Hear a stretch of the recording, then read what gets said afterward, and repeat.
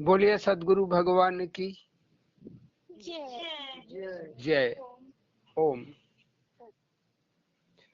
कल का भजन, मन चंगा त कठौती गंगा।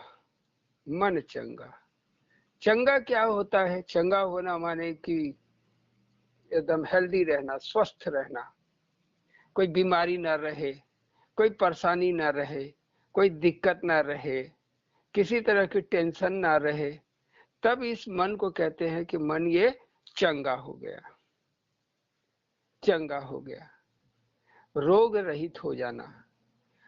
इस संसार में अगर सबसे बड़ा रोगी कोई है तो वो मन ही है। जैसे जैसे बच्चा बड़ा होते जाता है, पैदा होते ही मन शुरू हो जाता है अपना काम करना। जो जरूरत है बच्चे की, जैसे जैसे जानकारी होती जाती है बच्चे को, वैसे वैसे वो जानने वाली चीजों की तरफ आकर्षित होता है, पाने की कोशिश करता है। जैसे बच्चे माँ का ही दूध पीना पसंद करते हैं, बाहर बोतल का दूध, गाय का दूध नहीं पसंद करते। जो दूध उनको उसमें मिल गया है वह बोतल में नहीं मजा रहता है। वैसे ही जब मनुष्य बड़ा होता है तो खेल कूद में जो आनंद है, साइकिल चलाना, दौड़ना, ये सब लगा रहता है। अच्छे अच्छे कपड़े पहनना, अच्छा अच्छा भोजन करना, मैगी चाउमीन, ये सब बच्चों को पसंद है। और जैसे जैसे बड़ा होता है फिर उसके खेल भी बदल जाते हैं, क्रिकेट फुटबॉल ये सब में आ जाता है। स्कूल का भी बोझ आता है, किसी को पढ़ने का चस्का और किसी को खेलने का चस्का। इस तरह जिंदगी चलती है। जैसे जैसे युवा होता है, जवान होता है, संसार में जो वस्तुएं हैं, परिवार में भोजन पानी सामान, घर में जो सामान है, डाइनिंग टेबल तक, बेड तक, ऐसे नहीं, ऐसे होना चाहिए। कपड़ा लत्ता, बेड, किचन, कमरे, लैट्रिन बाथरूम, सबका हुलिया मनुष्य अपने हिसाब से चाहता है, बेहतर से बेहतर। तो ये क्या है? बीमारी घेरती हुई जा रही है। उसके बाद शादी ब्याह हो जाता है तो लड़की पसंद करते हैं, कौन से लड़की से शादी करें। 50 लड़की देखी जाती हैं। दूसरी तरफ पैसे का भी लोभ रहता है, कुछ नगद मिल जाए ज्यादा, वो भी एक लोभ रहता है मन में। माने अब बीमारी बढ़ती हुई चलेगी।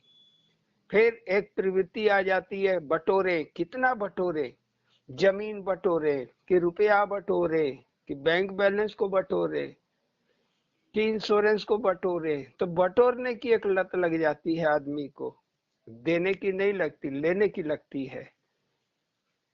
माने त्यागना नहीं चाहता है, केवल बटोरना चाहता है। इसी सब को कबीर साहब कहते हैं कि कंकड़ पत्थर क्या बटोरा। कंकड़ पत्थर क्या बटोरा, जब पड़ा सिर पे हथौड़ा। कंकड़ पत्थर का बटोरा, जब पड़ा सिर पे हथौड़ा। तब जिंदगी ने मोड़ा, तब जिंदगी ने मोड़ा, आके अरुण चरण पड़ा, आके अरुण चरण पड़ा। कृपा भई अड़गड़ नाथ की, कृपा भई अड़गड़ नाथ की, हट गया सब रोड़ा।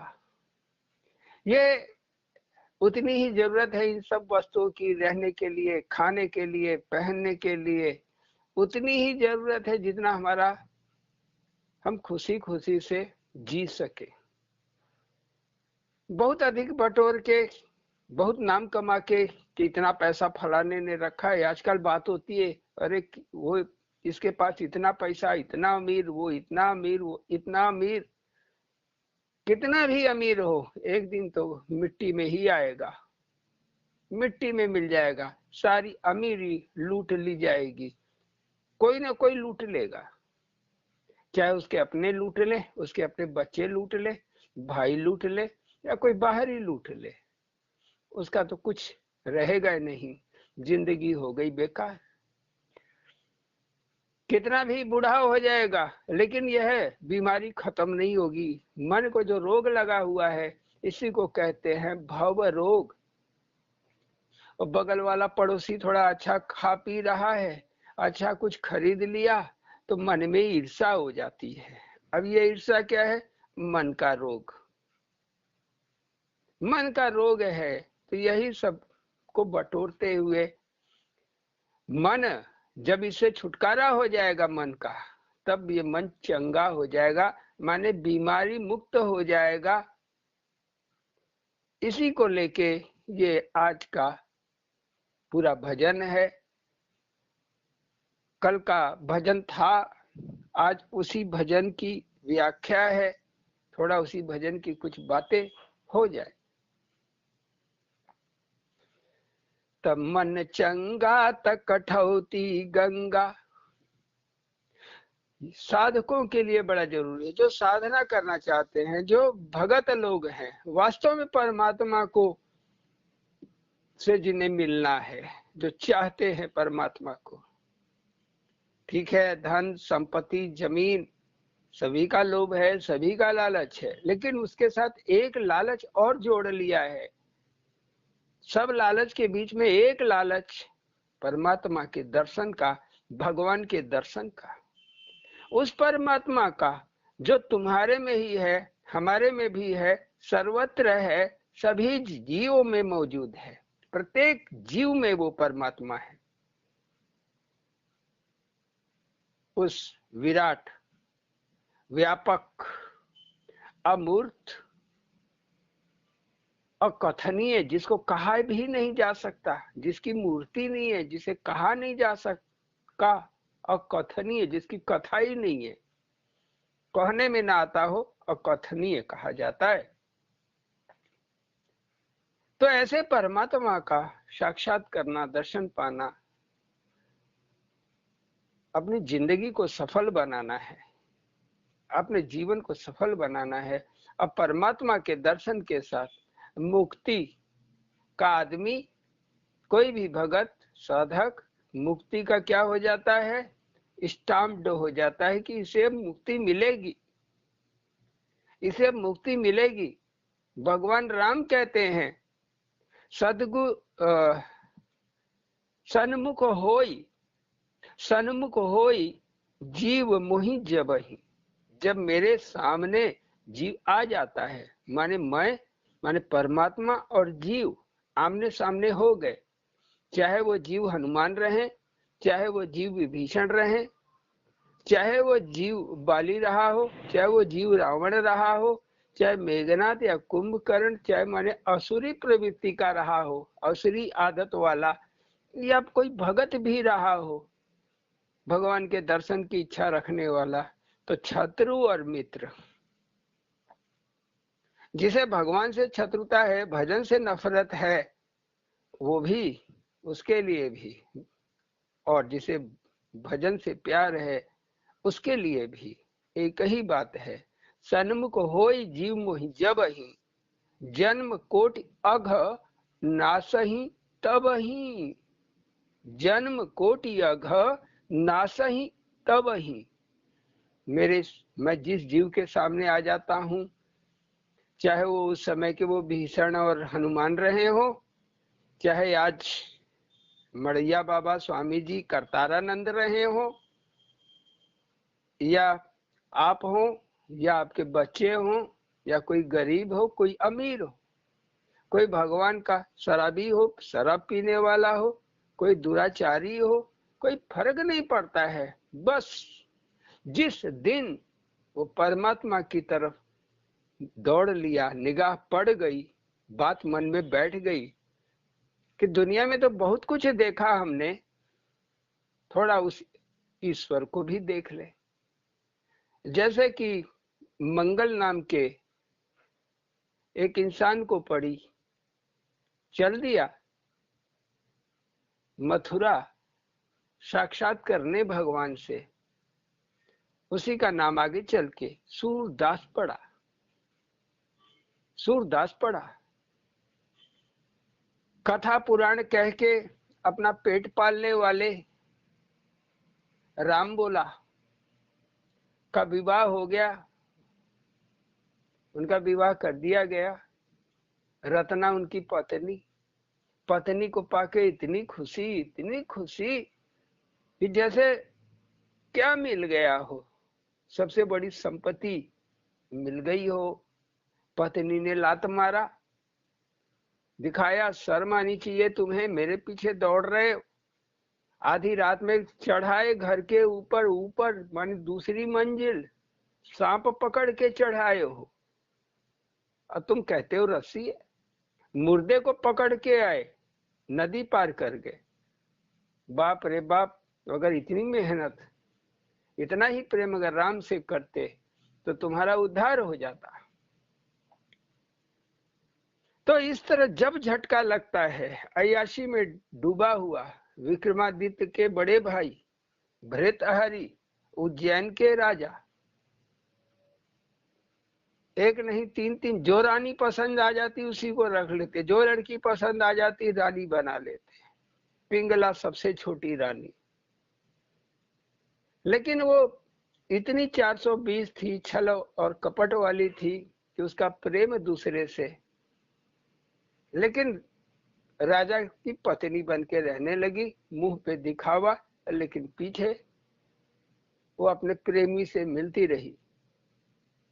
जिस दिन ये पता चला भृतहरि को, कमंडल उठा लिए, डंडा उठा लिए, चले आए गुरु गोरखनाथ के पास। सदन कसाई बकरे काटते काटते काटते, 400 बकरे रोज काटता। पहुंच गए, एक संत महात्मा कहे क्यों इतना काटता है? बोला पेट पालने के लिए। बोला तो कुछ कम काट के भी तू पेट अपना पाल सकता है। बोला हाँ, 100 में मेरा काम हो जाएगा। तो ज्यादा क्यों, ज्यादा का लोभ क्यों? तू 100 बकरे काट और राम नाम का भजन कर, जय टुकड़े कर मांस के, तय बार राम नाम बोल, और जब रास्ता चल राम बोल। वो सदन कसाई मुसलमान होते हुए भी राम नाम बोलना शुरू कर दिया। आगे चल के महान संत बना, उड़ीसा के पुरी में स्थान पाया। ऐसे ही अजामिल, काशी में रहने वाला ब्राह्मण, जब बड़ा हुआ ब्राह्मण परिवार का, तो वेश्यालय जाने लगा, शराब में डूब गया। यहाँ तक कि वेश्या को लेके भाग गया तो गांव वालों सब निकाल दिया गया। तो बाहर जंगल के किनारे कुटिया बना के रहता था। धीरे धीरे कई बच्चे हो गए। पहुंच गए नारद सरीखे महात्मा, बच्चे खेल रहे थे, पूछे कि कोई घर बताओ, कोई धर्मात्मा इंसान का। तो बच्चे मजाक में बोल दिए कि वो देखो दूर जंगल के किनारे वह बड़ा धर्मात्मा है।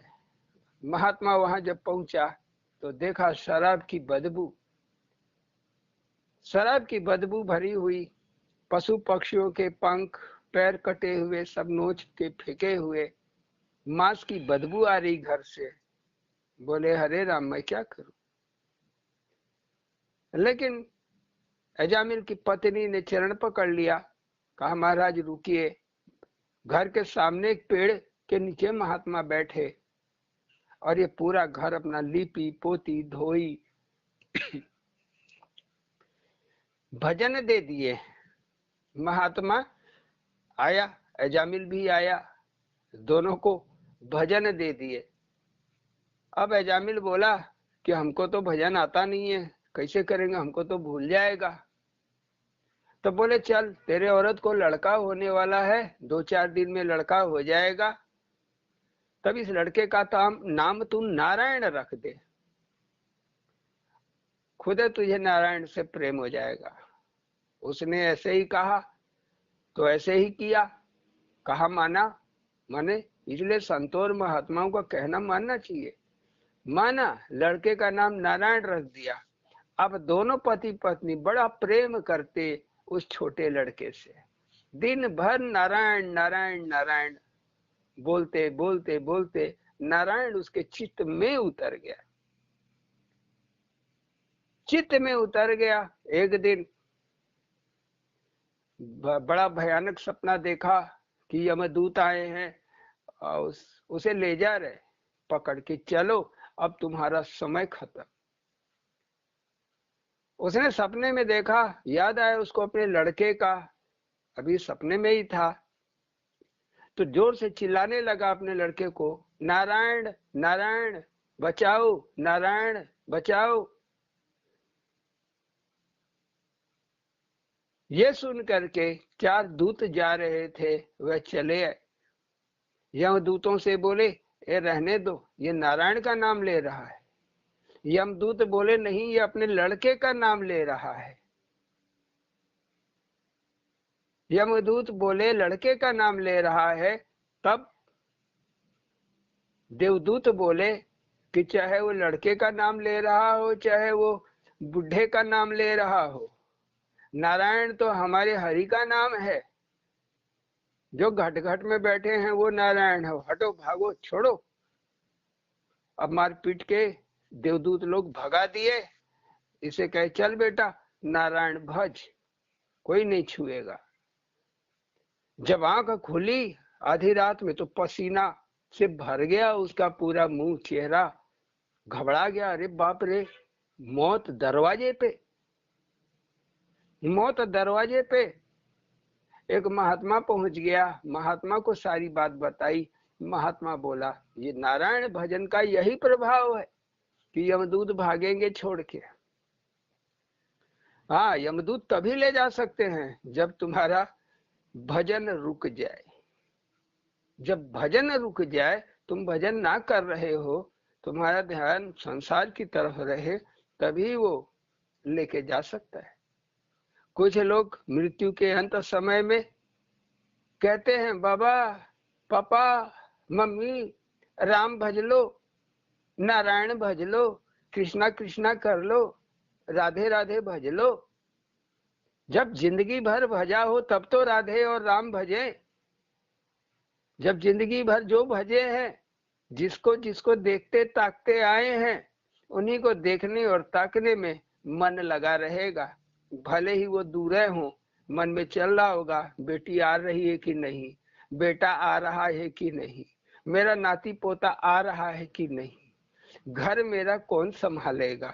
तरह तरह की अगर चिंताएं भरी हुई हैं, तो ऐसे आदमी को उम्मीद कर सकते हैं कि मुक्ति मिलेगी, बिल्कुल मिलेगी।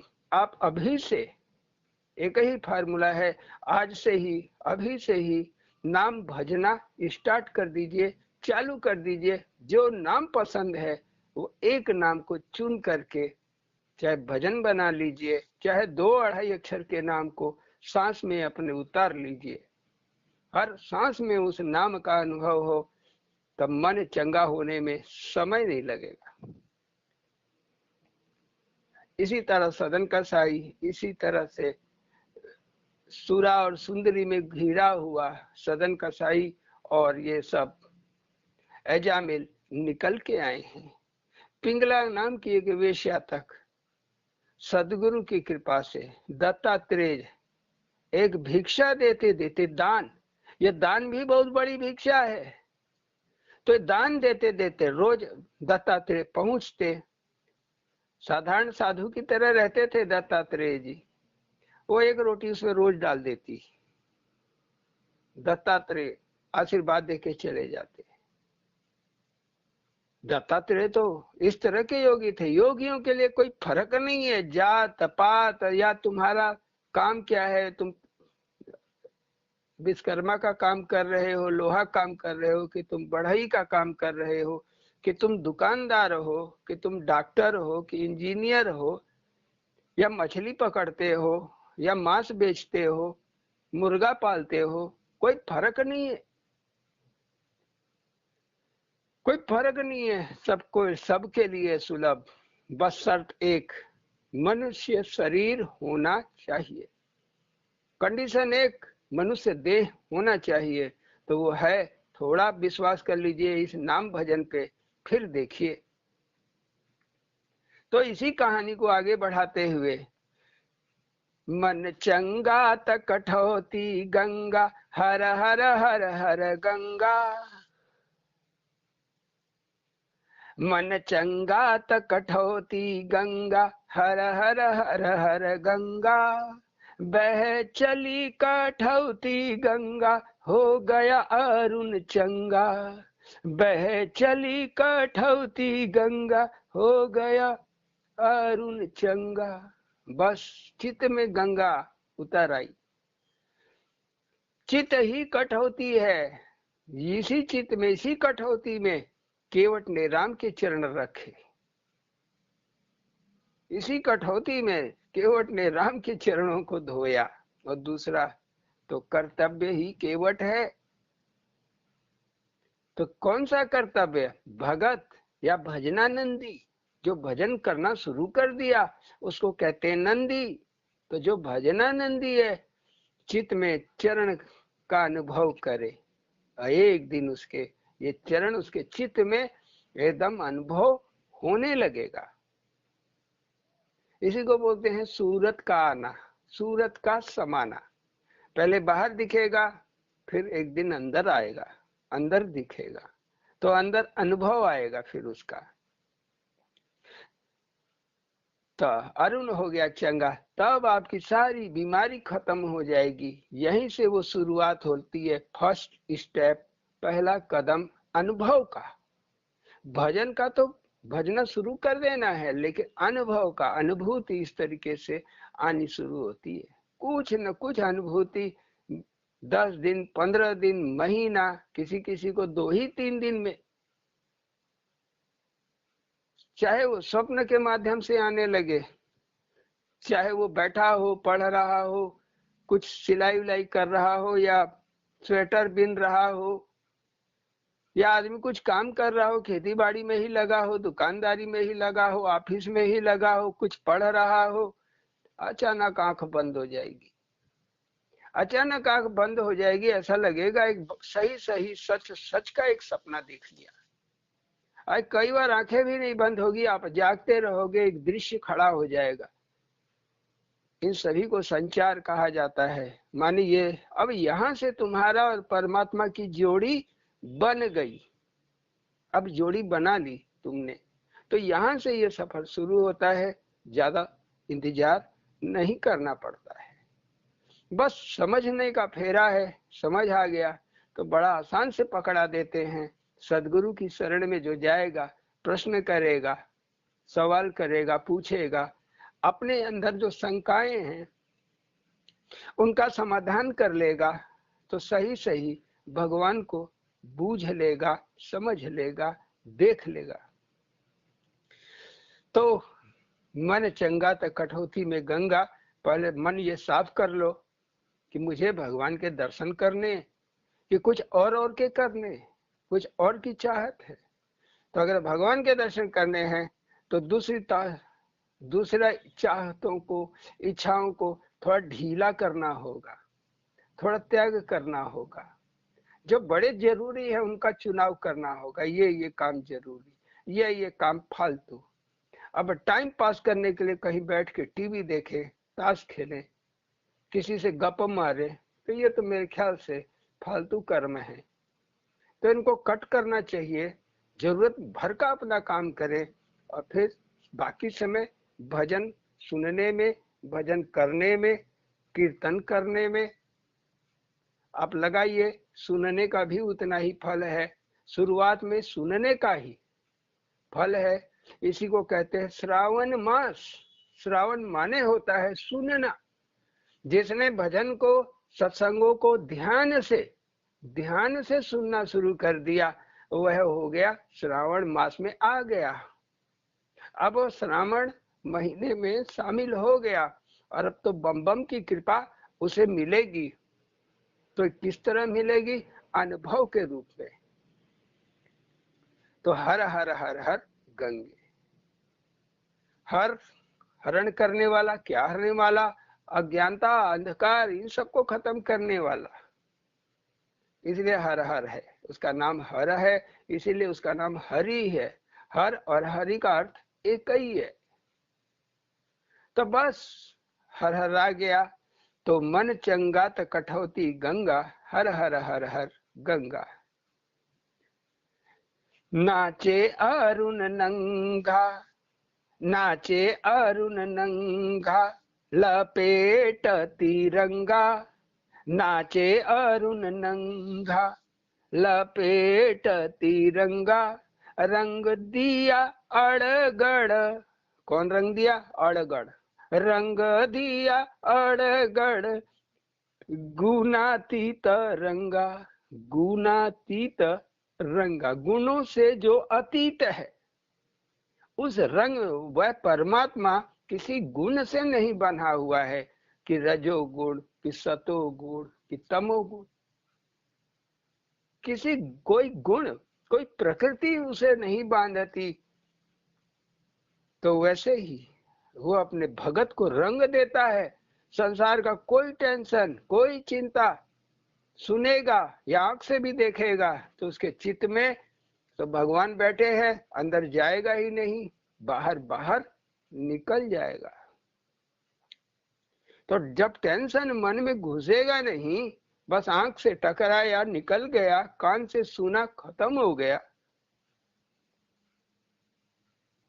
तो अनरिएक्टिव हो जाता है। कोई रिएक्शन ही नहीं करेगा, उसका मन रिएक्ट नहीं करेगा, मन कुछ काम नहीं करेगा, न कुछ बोलेगा, न मन डोलेगा। मन केवल भजन में रहेगा, शून्यता और शांति का अनुभव रहेगा, आनंद का अनुभव रहेगा। तो शून्यता, शांति या आनंद, यह अनुभव जब चित्त में बैठने लगे, चाहे 10 मिनट के लिए बैठे, चाहे 1 घंटे के लिए बैठ जाए, चाहे 2, 4, 10 दिन के लिए बैठ जाए, चाहे 1 महीने के लिए बैठ जाए, चाहे जिंदगी भर के लिए बैठ जाए, तब क्या हो गया? गुणातीत हो गया। प्रकृति से अलग होना गुणातीत कहलाता है। भजन, भजन, ध्यान, सेवा, कीर्तन, सत्संग, ये माध्यम है। परमात्मा को पाके मनुष्य गुणातीत हो जाता है। परमात्मा ही गुरु रूप में सर्वप्रथम उतरते हैं, क्योंकि अब आपको करना है, वो कराएगा और आपको करना है। यह दूसरा कदम है, स्टेप है। इस दूसरे कदम को, स्टेप को कहते हैं, पहला जैसे शैलपुत्री, तो दूसरा है ब्रह्मचारिणी। ब्रह्मचारिणी तो दूसरा कदम कहते हैं ना, भक्ति की 7 सीढ़ी। तो दूसरे कदम में इस तरह का गुणातीत परमात्मा मिल जाता है। तो नाचे अरुण नंगा, नंगा का क्या मतलब होता है? संस्कार रहित हो जाना। वस्त्र क्या है? चित ही कपड़ा है। अब चित ही ना बचा तो नंगा हो गया। जब चित ही ना रहा तो वह मनुष्य नंगा कहलाता है। वो कुछ देखा सुना, एक तरफ से आया, एक तरफ से गया, उसे याद भी नहीं रहता है किसने क्या किया।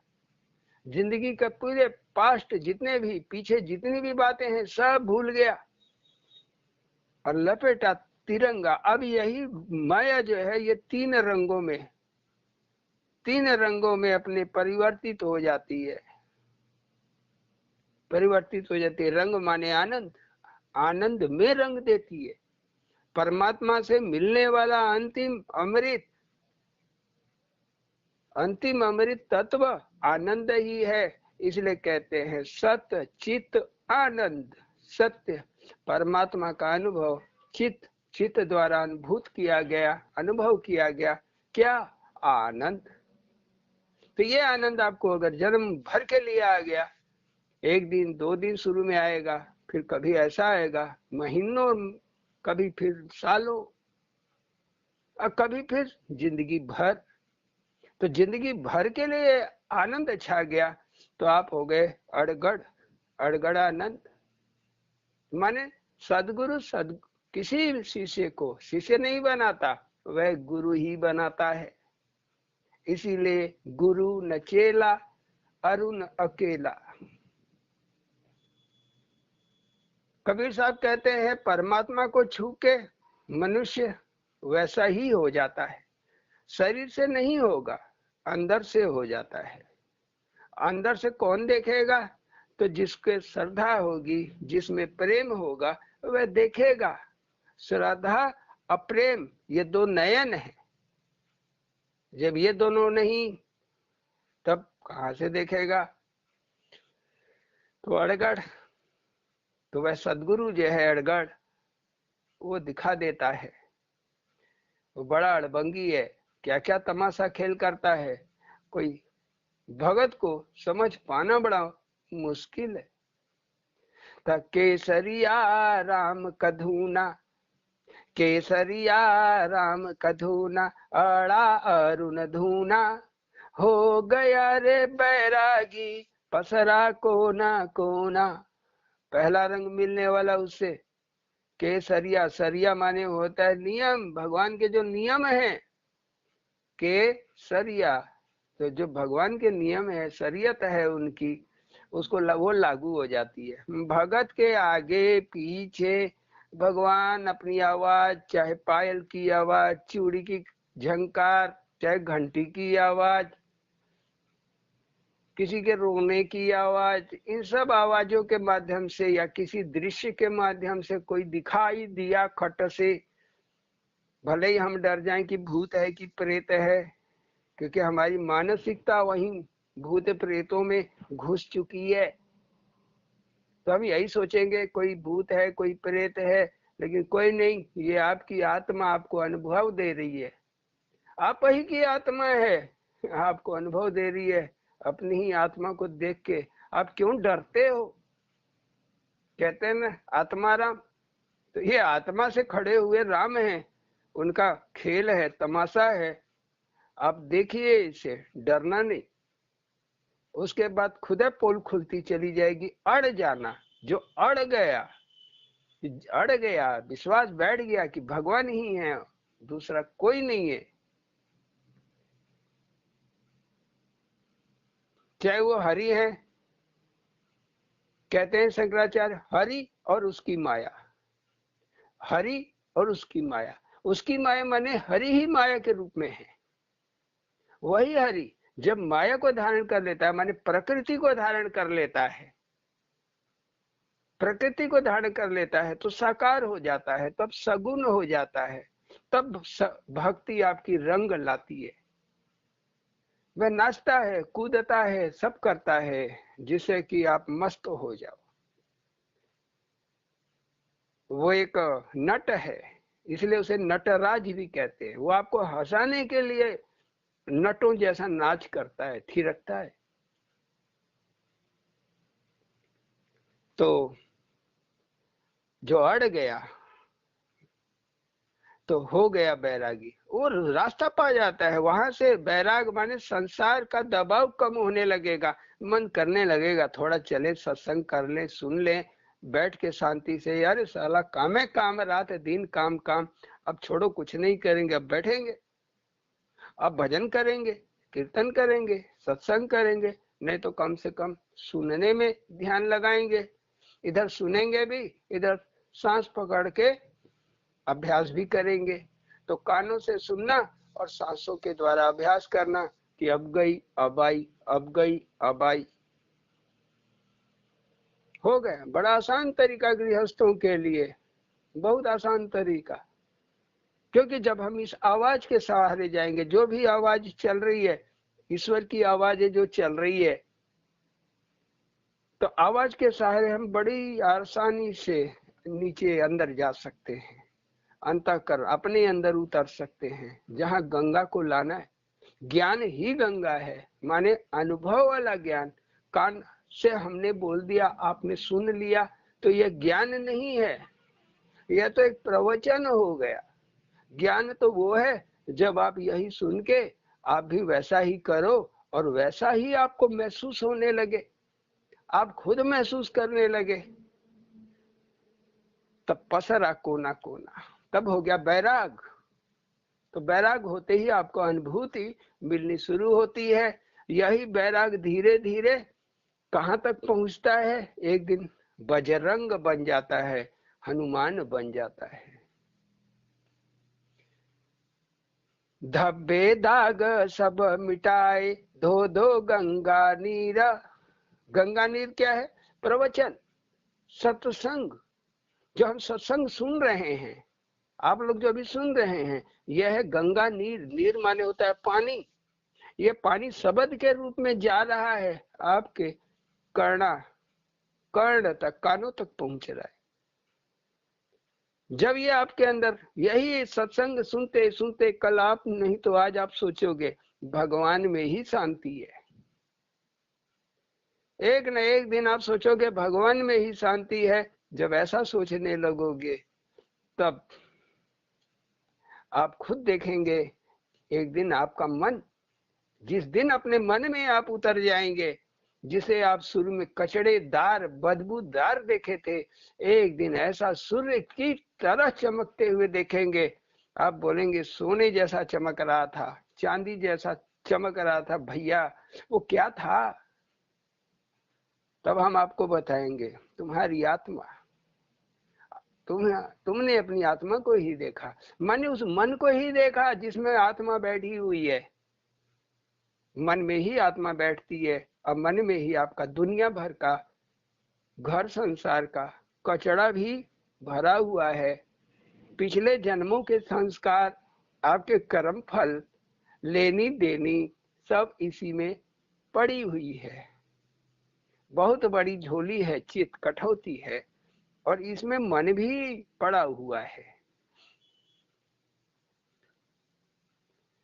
हरिहर हरिहर हरियाली, हरिहर हरियाली, चहु दिशा रे आला। भीनी भीनी खुशबू बरसे रहना आला, भीनी भीनी खुशबू बरसे रहना आला।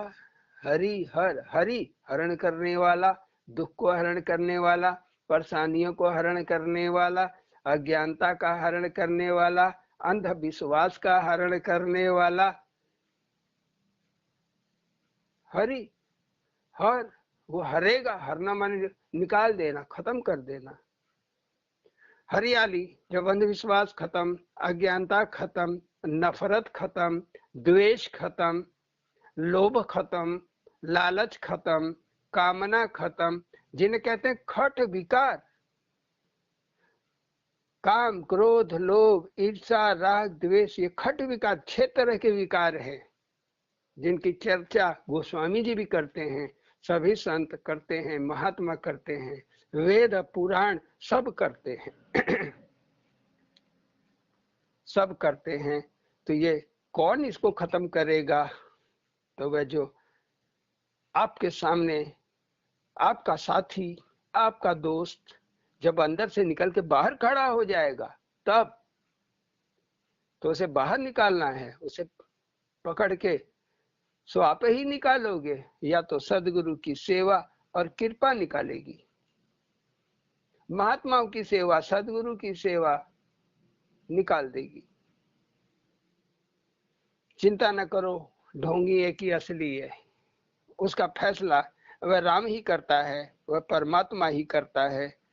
अगर नकली भी है तो आपका देनदारी है, उसे देना बाकी है, पिछले जन्मों का देनदारी है। वो आके ले जाएगा आपसे। आपको लगेगा आप ठग गए हो, लेकिन आप ठगाए नहीं हो। आपका संस्कार पूरा करवाया है। बिना दिए आप आगे जा ही नहीं सकते, आपकी भक्ति आगे बढ़ ही नहीं सकती। तो इसलिए असली और नकली साधुओं का भेद मन से निकाल दीजिए। संस्कार को पूरा होना है, किसी न किसी बहाने से वो होगा पूरा।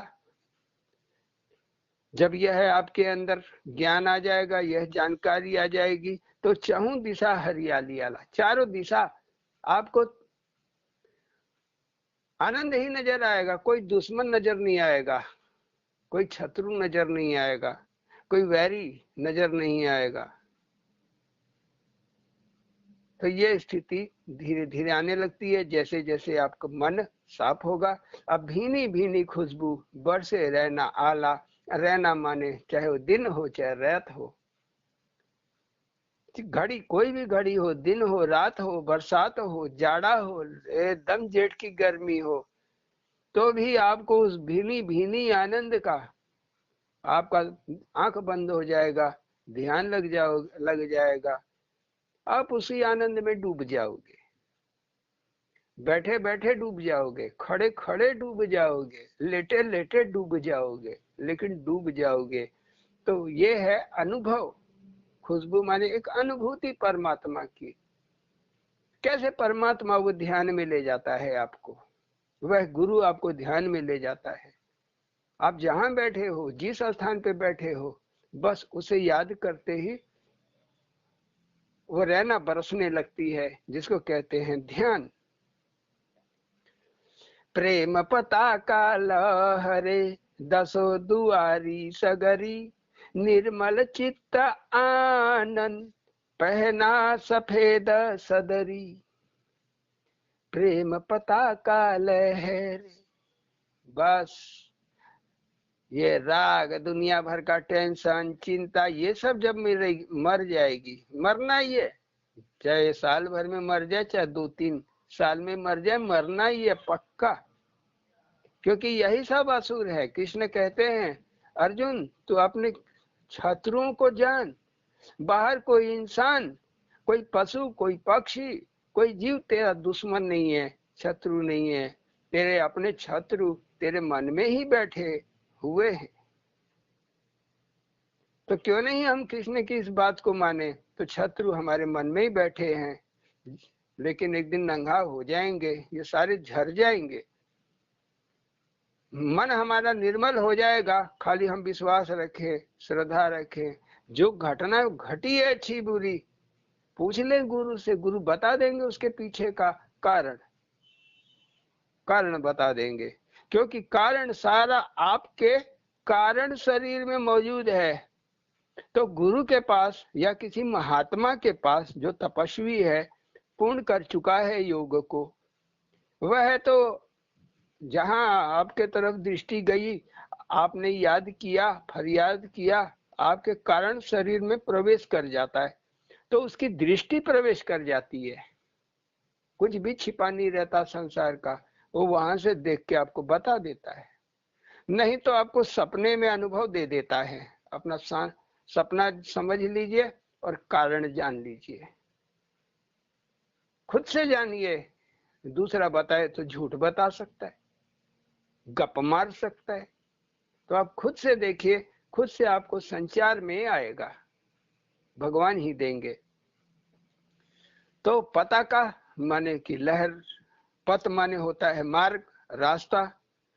तो ये जो भगवान से मिलने का एक रास्ता है, इसी को कहते हैं योग। इसमें सब पताका माने सफलता के संकेत, झंडे का दिखाई देना आपको सफलता का संकेत दिखाता है। तो प्रेम पताका लहरे, प्रेम पताका कैसे रहेगी, किस तरह की रहेगी? या हरे रंग की रहेगी, या केसरिया रंग की रहेगी, जिसको कहते हैं नारंगी, या तो फिर वो पीले रंग की रहेगी। सफेद, हरा, पीला, ये सब चित्त को शांत करने वाले रंग हैं, ये सब विजय दिलाने वाले हैं। उसी में आकाशीय रंग, हल्का नीला भी शामिल है, गाढ़ा नीला। फिर दूसरी भाषा बदल जाती है, संकेत बदल जाता है, काला संकेत थोड़ा बदल जाता है, ज्यादा नहीं, थोड़ा बदल जाता है। तब ये कलातीत काल का बारे में कुछ भगवान बताना चाहते हैं। तो सारे संकेत आपको सपने में आएंगे। सपना देख के डरिए मत, घबराइए मत, उनके रहस्य को समझने का प्रयास कीजिए। भगवान आपने क्या देखा, क्या दिखाए भगवान, क्योंकि ये आपके अंदर बैठे हुए परमात्मा की ये भाषा है सपना। सपने में संकेत देना, ये भगवान की भाषा है। सही समझे तो पार, गलत समझे तो ढेर हो जाओगे, यहीं फंस जाओगे। तो विजय का उद्घोष करना, तो दसों दुआरी में, दसों दुआरी माने 5 हमारे भीतर का ज्ञानेंद्रिय, अब 5 बाहर कर्मेंद्रिय, इसमें इसमें संकेत मिल जाता है। ये सभी के सभी भजन। आंखें जैसे भगवान को देखना भजन है, कुछ भी भगवान के बारे में कान से सुनना भजन है, कुछ भी मुंह से भगवान के बारे में कहना भजन है, कुछ भी भगवान के लिए करना, भगवान के नाम से करना भजन है। भले ही आप लोटा थरिया लेके चल रहे हो, लेकिन वो लोटा थरिया होना उसमें तो घंटा 2 घंटा टाइम वेस्ट। आप तो ऐसे ही बैठ के नाम भज लो खाली, वो 1 घंटा का फायदा उठा लो, वो ज्यादा फायदेमंद। क्योंकि इसको कहते हैं मानस पूजा। तुलसीदास ने क्या किया? मानस पूजा। मानस माने मन के अंदर होने वाली पूजा, जिसमें आपको पूरी राम की लीला, अपनी ही जिंदगी की लीला दिखाई देगी। तो उसी में संकेत भी आप देखोगे, उसी राम लीला में आपकी जिंदगी में संकेत। तब धीरे धीरे एक समय आएगा कि धीरे धीरे आपको आनंद आने लगेगा। पहना सफेद सतरी सदरी तो प्रेम पताका लहरे, प्रेम पताका लहरे, दसों दुआरी सगरी, निर्मल चित्त आनंद। चित्त कठौती कैसी हो गई? साफ चांदी जैसी। पहना सफेद सदरी, सदरी बोलते हैं कोट को, जैसे कुर्ता पैजामा पे जो कोट पहना जाता है सदरी, कुर्ता पैजामा पे सदरी पहन लो तो और बढ़िया, अच्छा लगता है, खूबसूरती बढ़ जाती है। तो वैसे ही हमारे चित्त की खूबसूरती बढ़ जाती है आनंद को पाके, परमात्मा के अनुभव को पाके। ब्रह्म माया जीव समाया अरुण कठौती, इसी कठौती में परमात्मा भी है, इसी कठौती में हमारी माया भी है, माने हमारा संसार देश दुनिया, और इसी कठौती में हम भी समाये हुए हैं, माने हम इसी के बस में है। सारा दुनिया इसी में है, सारी दुनिया इसी में समाई हुई है, चित्त के अंदर ही हमारे। तो धो गई सबके गंगा, बचल एक ज्योति, सबको धो गई। कबीर साहब कहते हैं, तहां न ईश्वर जीव न माया, तहां नहीं द्वैत बसेरा, दूसरा और कोई है ही नहीं, एक ही है, बचा एक, बचा एक आप बचे। माने अनुभव के द्वारा समाधि में जब आप चले जाते हैं तो आपकी काया भी नष्ट हो जाती है, तो कौन बचता है शेष? आप। तो एक ज्योति बची। जल गया घास फूस संशय बोझा जरा, घास फूस माने संस्कार, जो आप जिंदगी भर बटोरे थे, वो फालतू चीजें जो आप करते थे, अरे आज सोमवार है इधर नहीं जाना चाहिए, आज मंगलवार है उधर ना जाओ, आज मेरा ये फड़क रहा है, नहीं कुछ बुरा होने वाला है, आज काम नहीं करेंगे, आज भोजन भी नहीं करेंगे। तो अज्ञानता और अंधविश्वास ये घास फूस हैं, जल जाते हैं, बड़ा जल्दी जल जाते हैं। संशय बोझ जरा, जो संशय है, शंकाएं हैं भगवान को लेके, जो भी आपकी शंका है परमात्मा को लेके, वह धीरे धीरे खत्म होना शुरू हो जाएगी, पहले दिन से ही। और जिस दिन पूरी खत्म हो जाएगी उस दिन आपका ये कठौती माने चित्त कैसा हो गया? चांदी जैसा। तब जर गया घास फूस संशय बोझा जरा, माने शंका खत्म। नारंगी नारंगी हरा सफेद, भेद अभेद मरा, भेद अभेद मरा। अभेद कौन? परमात्मा। भेदी कौन? भजन करने वाला।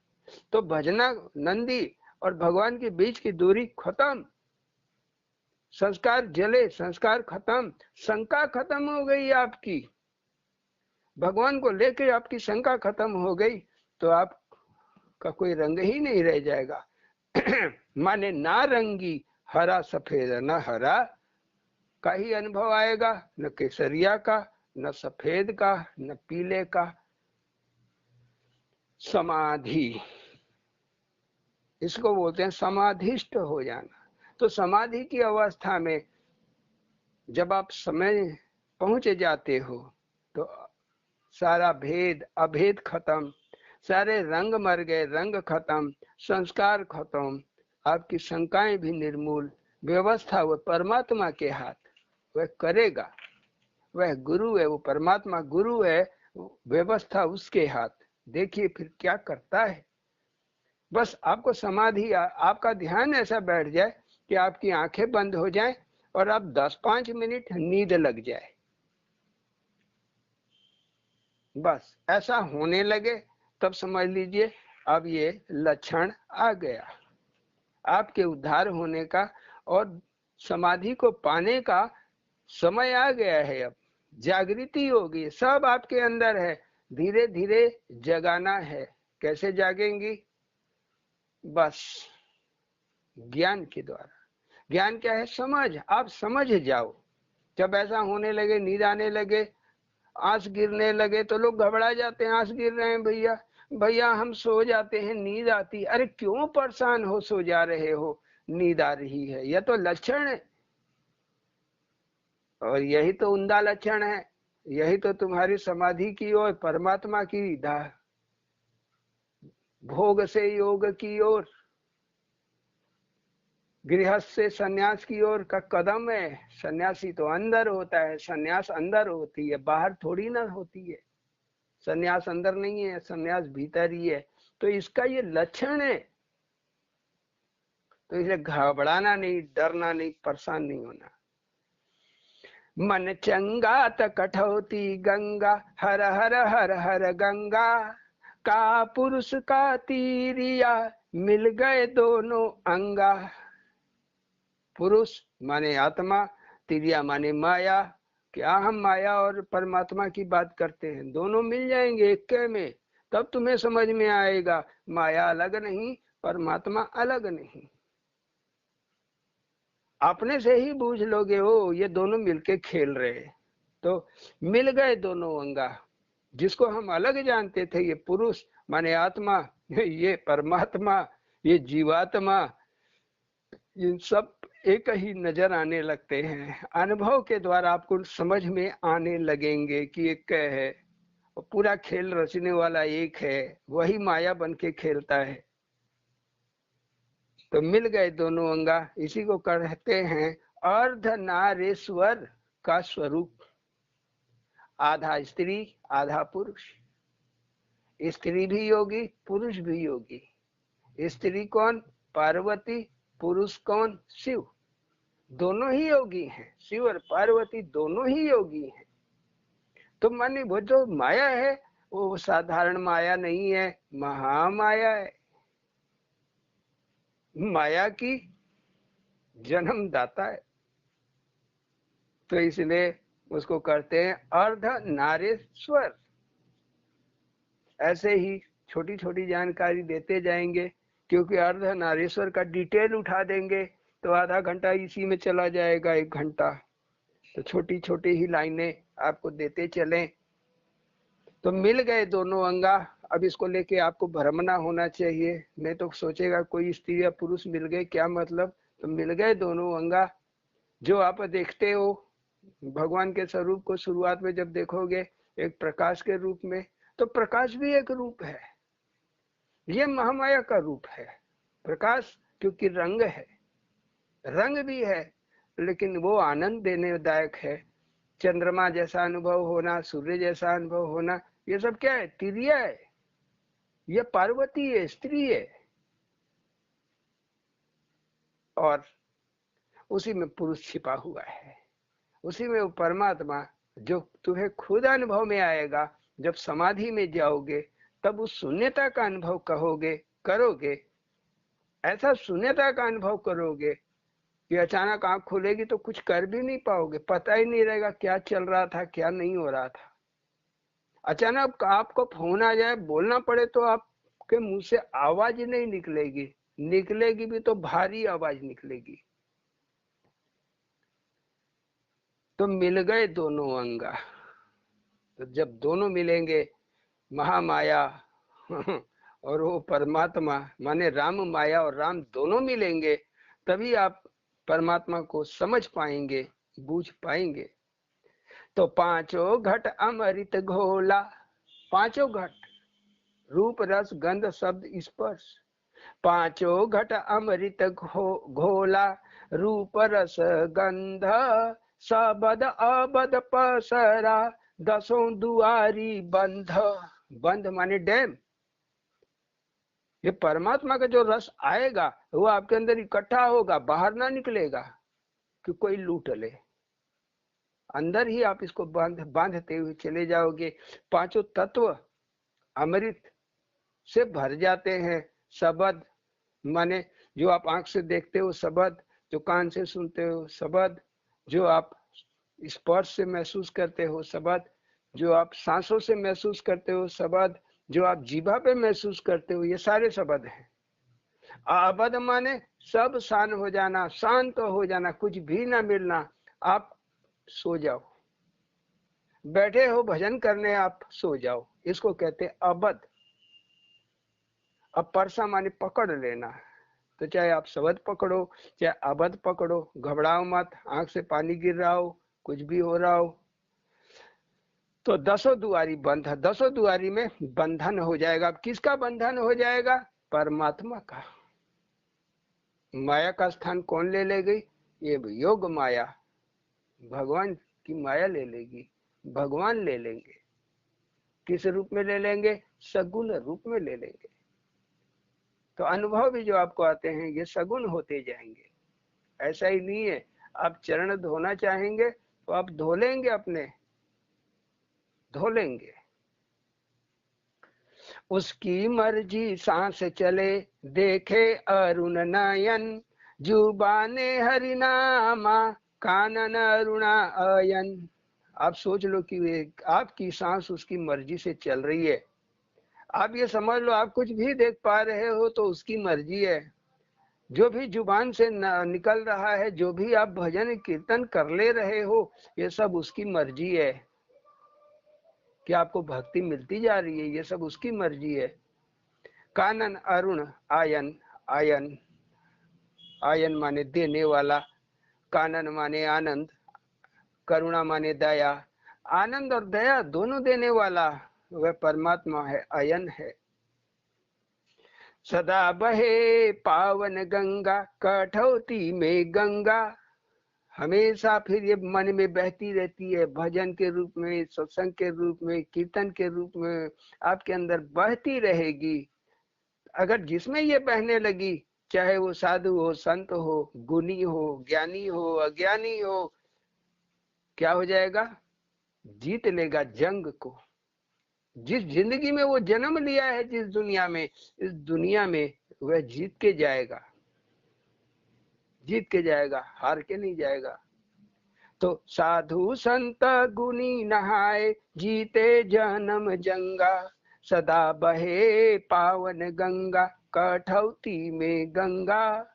साधु संत गुनी नहाए जीते जन्म जंगा। तो आप ही साधु संत हो, मुनि हो, नहा लो, जीत जाओ, हारना क्यों?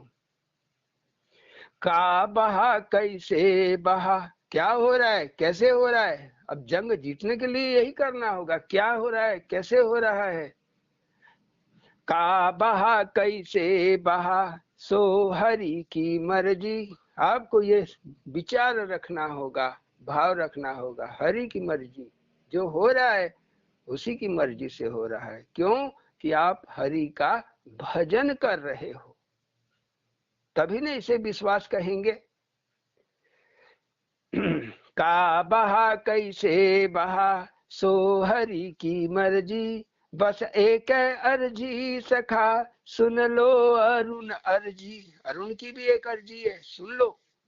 भाव भजन सतसंग ध्यान बहे तेरे चरण।